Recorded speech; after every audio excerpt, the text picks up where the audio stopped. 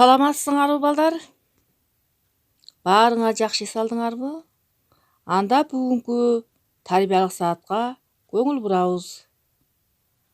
Балдар, анда жагымдуу маанай түзүп алалы.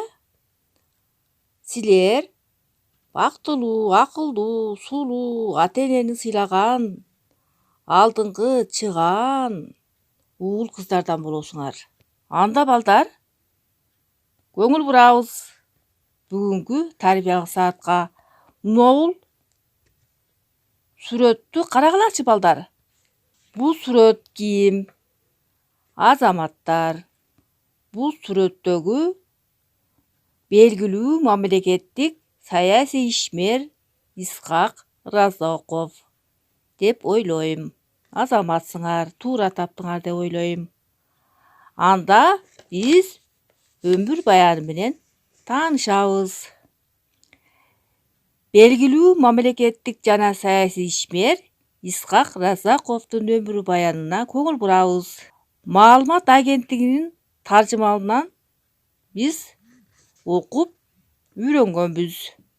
Исхак Разоков 1910 25 октябрда Лейлек районундагы Коросоң айылында төрөлгөн.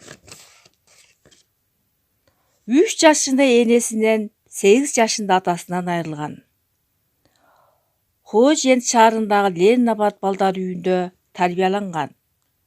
Ташкенттеги мектеп-интернатта билим алып, 1929 жылы Ташкенттеги педагогикалык техникумду, 1936 жылы Москвадан пландоо институтун бүтүргөн.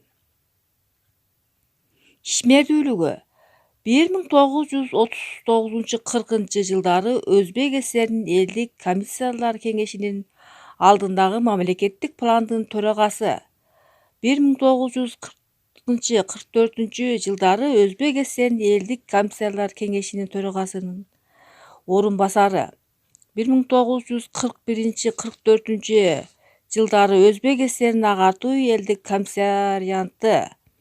1944-45 жылдары Өзбек ССРинин компартиясынын катчысы.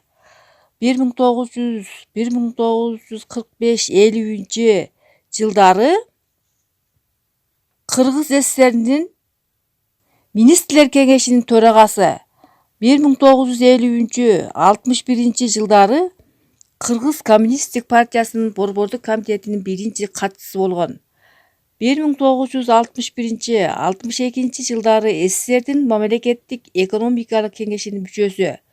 1962-1965 жылдары СССР министрлер кеңешинин алдындагы мамлекеттик илимий экономикалык бөлүмүнүн башчысы. 1965-67 жылдары СССР министрлер кеңешинин мамлекеттик пландоо комитет бөлүмүнүн башчысы болуп иштеген.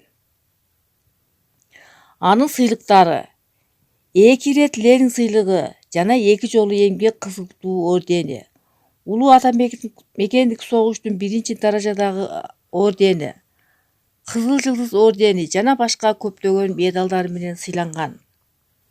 2016 жылы Кыргыз Республикасынын баатыры наамы ыйгарылган. Үй бүлөсү: жубайы Рауза Ибрагимова менен Эльмира Эркин Эмил аттуу уул кыздар тарбиялашкан. Разоков 1979 жылы 18 мартта Москвада каза тапкан. Кийинчерээк сөөгү Кыргызстанга көмүлгөн.